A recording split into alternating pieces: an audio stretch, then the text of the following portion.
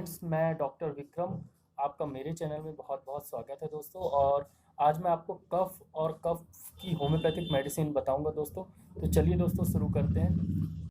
तो सबसे पहले जानते हैं कि कफ़ क्या होता है। तो कफ़ एक्चुअली में आपके अगर गले में या फिर आपके लंग्स में म्यूकस हो जाए और म्यूकस को रिफ्लेक्स एक्शन होता है, आपकी बॉडी म्यूकस को निकालना चाहती है और निकालने के लिए आपको खांसी आती है। तो आपको खांसी निकालने के लिए कफ आपका म्यूकस जो निकालने के लिए बॉडी निकालने के लिए रिफ्लेक्स एक्शन होता है, उसको हम कफ बोलते हैं। तो अब देखते हैं कि कफ कितने प्रकार का होता है। तो मोस्टली दो टाइप में आप डिवाइड कर लीजिए।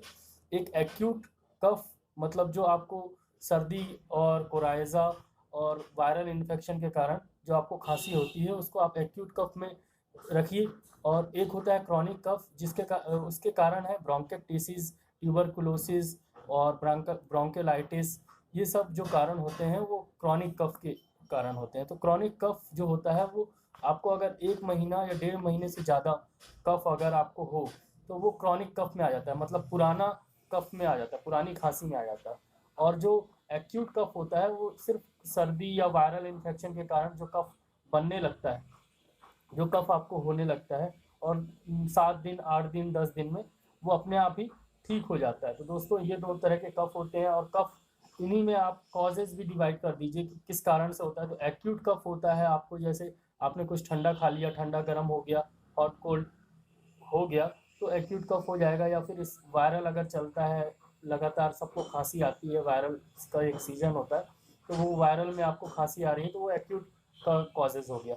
दूसरा होता है क्रॉनिक कफ। तो क्रॉनिक कफ के कॉजेज उसकी बीमारी के ऊपर डिपेंड करते हैं। अगर आपको ट्यूबरकुलोसिस है तो वो ट्यूबरकुलर बैक्टीरिया के कारण होगा, बेसिलाई के कारण। और अगर आपको ब्रोंकाइटिस है तो आपको, अगर सिगरेट पीते हैं आप लंबे समय तक, तो आपको ब्रोंकाइटिस हो जाएगा। ऐसे ही ब्रोंकाइटिस, अगर आपको एक्यूट कफ है कुछ दिन तक, फिर उसके बाद वो धीरे धीरे बढ़ते बढ़ते ब्रोंकाइटिस में डेवलप हो जाएगा। दोस्तों ये होता है एक्यूट और क्रॉनिक कफ। अब दोस्तों होम्योपैथिक मेडिसिन के बारे में जानते हैं कि एक्यूट और क्रॉनिक कफ की मेडिसिन क्या है। तो मैं आपको सिर्फ एक ही दवा बताऊंगा। अगर आपको क्रॉनिक कफ है तो उसको 6 से 7 महीने लीजिए। अगर आपको एक्यूट कफ है तो 10 दिन में ही ठीक हो जाएगा, 5 दिन में ही ठीक हो जाएगा। तो दोस्तों ये है R9, डॉक्टर रैकबैक की R9। इसको आप 10 ड्रॉप्स दिन में 3 बार, अगर आपको एक्यूट कफ है तो 4 बार, दिन में 4 बार 10 ड्रॉप्स 1 चम्मच पानी में दिन में 4 बार आपको लेना है। खाली पेट अगर लेंगे तो ज़्यादा अच्छा वर्क करेगी। अगर टाइम नहीं मिले आपको तो खाना खाने के बाद भी ले सकते हैं, कभी भी ले सकते हैं। तो 4 बार लेना है एक्यूट कफ में, मतलब वो कफ जो 10 दिन के अंदर का कफ हो, 10 दिन 1 महीने के अंदर के कफ, खांसी में आपको 10 ड्रॉप्स दिन में 4 बार आपको खांसी में ये लेना है। R9 डॉक्टर रैकबैक जर्मनी की ये दवा है।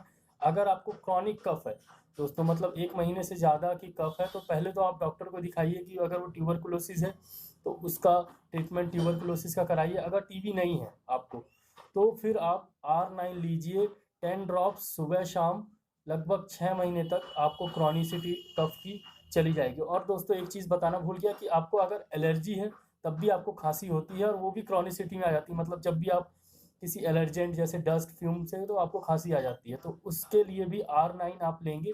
और इसके साथ साथ आप R84 भी लेंगे एलर्जी के लिए। तो दोनों ही अगर दवा लेंगे तो एलर्जी कफ में बहुत अच्छा रिजल्ट मिलेगा आपको। और 10 बूंद सुबह शाम अगर क्रॉनिक कफ है 6 महीने तक।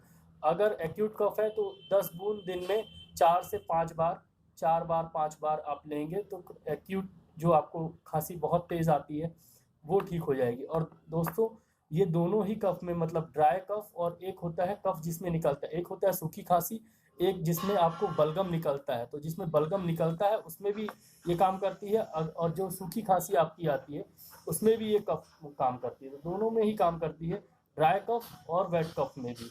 मतलब जिसमें बलगम निकलता है उसमें भी काम करती है, और जो ड्राई कफ होता है उसमें भी काम करती है दोस्तों। तो R9 बहुत अच्छी दवा है। चलिए इसको देखते हैं कि क्या क्या इसके अंदर मिलता है। तो आपको सिर्फ 22 ml की एक ऐसी फाइल मिलेगी। 1 चम्मच पानी में इसमें 10 बूंद ऐसे करके डालेंगे और बिल्कुल ये ठीक हो जाएगा।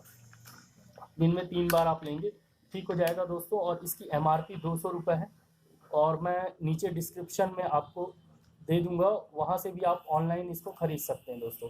तो इसकी MRP 200 रुपये है, नीचे डिस्क्रिप्शन में मैं आपको दे दूंगा। और दोस्तों अगर आपको सूखी खांसी आ रही हो तो आपको काली 20 30 आपको लेना है 2 बूंद दिन में 3 बार। उसका भी मैंने डिस्क्रिप्शन में आपको पूरा डोजेज़ लिख के दे दूँगा। और अगर आपको वेट कफ मतलब बलगम के साथ खाँसी आ रही हो तो आपको इपिकॉक 30 और एंटियम टार्ट 30, एंटियम मनी टार्ट 30 आपको 2 बूंद दिन में 3 बार लेना है। उसका भी मैं आपको डिस्क्रिप्शन डोजेज़ नीचे आपको दे दूँगा, तो डिस्क्रिप्शन आप ज़रूर देख लीजिएगा। आपको उससे पता चल जाएगी कि क्या-क्या डोजेज़ आपको लेने हैं, और आपको मैं उसका क्या कहते हैं आपका लिंक भी दे दूँगा जहाँ से आप खरीद सकते हैं। सभी होम्योपैथिक शॉप में ये R9 और इपिकॉक और कालीबिस 30 और एंटियम टार्ट 30 अवेलेबल हो जाती है। तो आप जाके होम्योपैथिक शॉप में नॉर्मली आपको खांसी हो तो आप R9 ले सकते हैं, और सिर्फ R9 ही बहुत इफ़ेक्टिव है खांसी के लिए दोस्तों। तो प्लीज़ इसको लीजिए अगर खांसी हो आपको। तो इसको लेने से दोस्तों एक और फ़ायदा होता है कि आपको बार-बार जो खांसी होती है वो नहीं होगी। जैसे आपने सीज़न में जब खांसी का सीज़न आता है तो आप अगर एक बार लेते हैं दवा, तो उसके बाद कुछ दिन बाद फिर कफ सिरप लेनी पड़ती है आपको, तो ये चीज़ आपको बार-बार खांसी नहीं होगी। तो इसके लिए आपको R9 लेना चाहिए और बहुत अच्छे रिजल्ट्स मिलेंगे दोस्तों इसके। बस आज के लिए दोस्तों इतना ही। अगर आपको वीडियो अच्छा लगा हो तो प्लीज़ लाइक करिए। अगर नीचे दिए गए सब्सक्राइब बटन को दबाना बिल्कुल मत भूलिएगा। इससे आपको ऐसे ही नए-नए वीडियोज़ मिलते रहेंगे regarding to diseases, regarding to symptoms. आपको ऐसे ही क्या कहते हैं वीडियो मिलते रहेंगे दोस्तों। और बस आज के लिए इतना ही। धन्यवाद। जय हिंद, जय भारत।